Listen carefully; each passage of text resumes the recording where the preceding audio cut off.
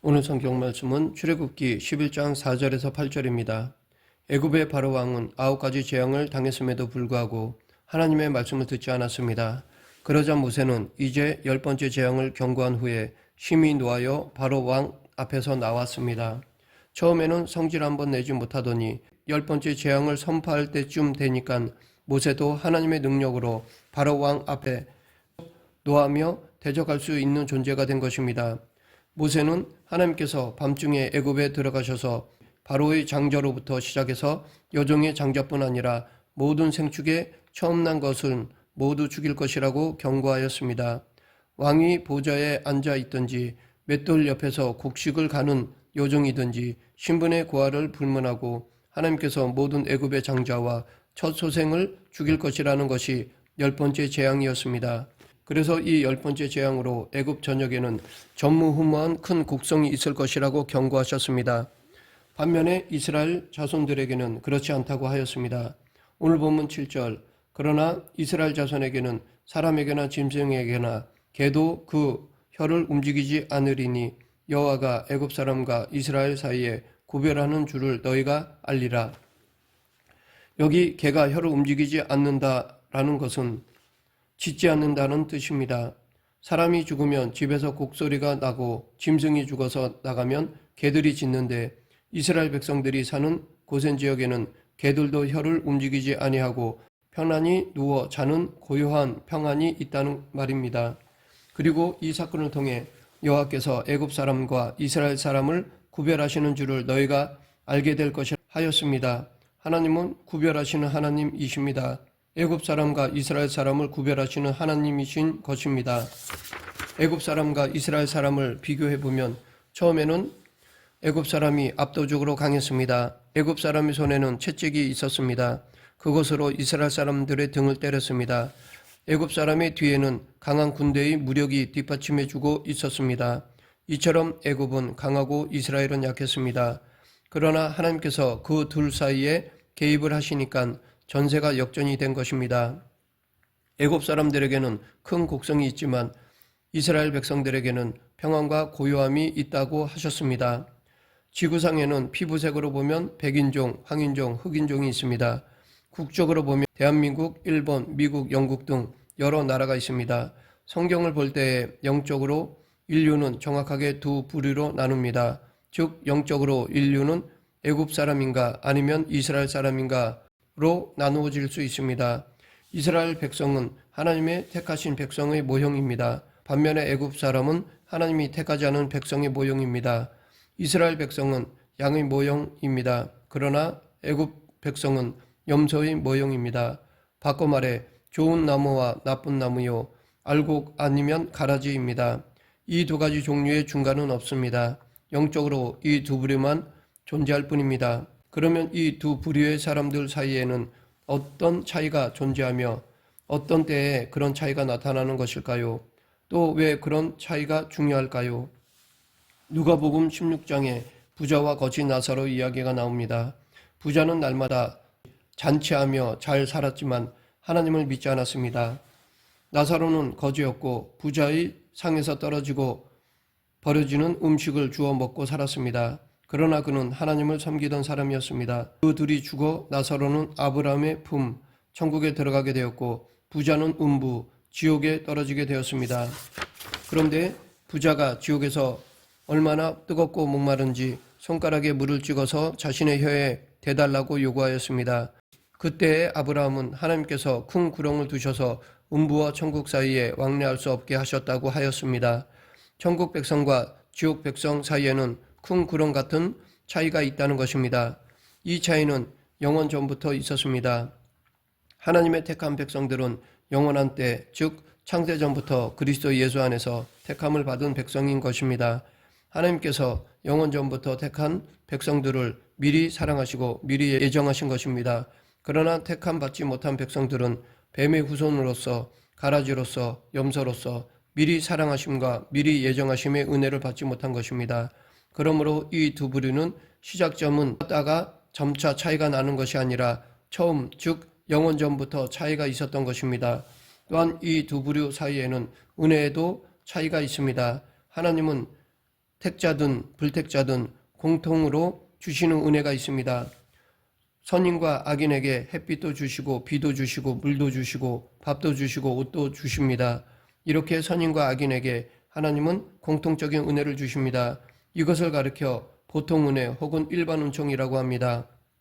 하나님의 택함 받지 못한 백성들도 하나님의 일반 은총을 받습니다. 그러나 하나님이 택한 백성들은 일반 은총을 넘어 특별 은총을 받습니다. 성령님이 우리 마음에 역사하셔서 죄를 깨닫게 하시고 애통하게 하시고 용서받고 싶은 마음을 주시고 지옥 가고 싶지 않은 마음을 주셔서 예수 그리스도를 구주로 믿게 하시고 거듭나게 되는 은혜를 주십니다. 이것은 바로 택자에게 주시는 특별 은총이요, 이 은혜를 가리켜 구원받는 은혜라고 말합니다. 구원의 은혜를 체험한 택자들은 심령의 본질에 변화가 일어납니다. 영적으로 죽었던 사람이 살아납니다. 마귀의 자녀가 하나님의 자녀로 거듭나게 됩니다. 하나님을 대적하고 싶어하던 본성이 하나님께 순종하고 사랑하는 본성으로 바뀌게 됩니다. 그러므로 은혜의 차이는 인간 본질의 차이를 가져옵니다. 또한 이 두 부류는 법적으로 차이가 있습니다. 하나님께서 법적으로 심판하실 때에도 차이가 있습니다. 하나님은 공의의 하나님이십니다. 공의의 하나님이라는 것은 죄를 반드시 처벌하시는 하나님이라는 것입니다. 죄는 조금도 남김없이 다 처벌하십니다. 그러하기에 죄인은 반드시 벌받게 되어 있습니다. 지옥에 가는데 필요한 죄는 티끌 같은 죄만 있어도 충분합니다. 애굽 백성으로 상징되는 이 불택자들은 하나님의 공의의 심판을 받을 때에 자신들이 지은 죄값으로 말미암아 영영이 불타는 지옥에 떨어지고 마는 것입니다. 그때에는 누가 변호해 줄 사람도 없습니다. 그러나 이스라엘 백성으로 상징되는 택자들은 하나님께 심판받을 때 우리를 변호해 주시는 변호사가 있습니다. 그분이 바로 예수님이십니다. 그분은 우리를 변호하기 위해 하나님 아버지께 당신의 못 박힌 손의 자국과 옆구리의 창자국을 보여주시며, 하나님이시여, 저 사람이 죄를 지은 것은 사실이요 불택자보다 더 많은 죄가 있는 것이 사실이지만 제가 저 사람의 죄를 대신 지고 십자가에서 피 흘려 저 사람의 죄값을 내가 대신 갚았나이다. 그러므로 저 사람은 지옥 갈 수 없는 사람입니다. 라고 변호해 주실 것입니다.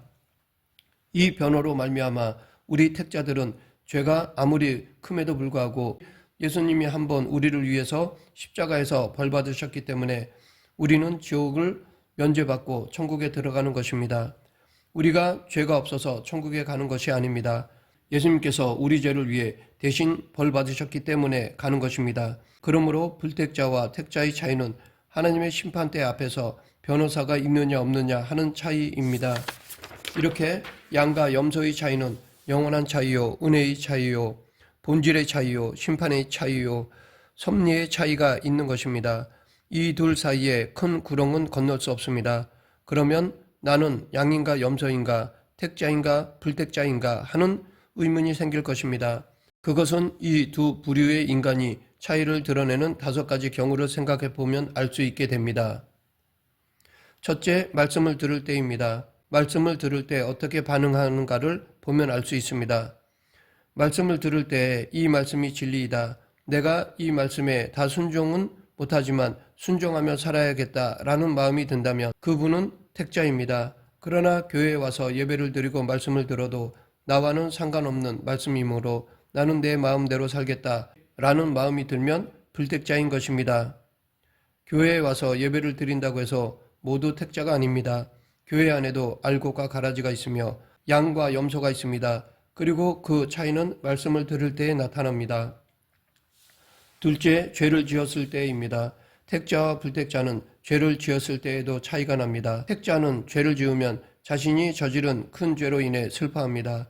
죄 짓는 자신을 미워하고 부끄러워합니다. 그리고 결국은 하나님께 죄를 회개하고 자복하고 성령님을 의지해 벗어나려 합니다. 그러나 불택자는 죄를 미워하기는커녕 오히려 어디 재미난 것이 더 없을까 하며 그들은 죄 짓는 기회를 찾아다니고 죄를 대수롭지 않게 여깁니다. 죄를 두려워하기보다 오히려 죄를 품고 즐거워하고 그 기회를 노립니다.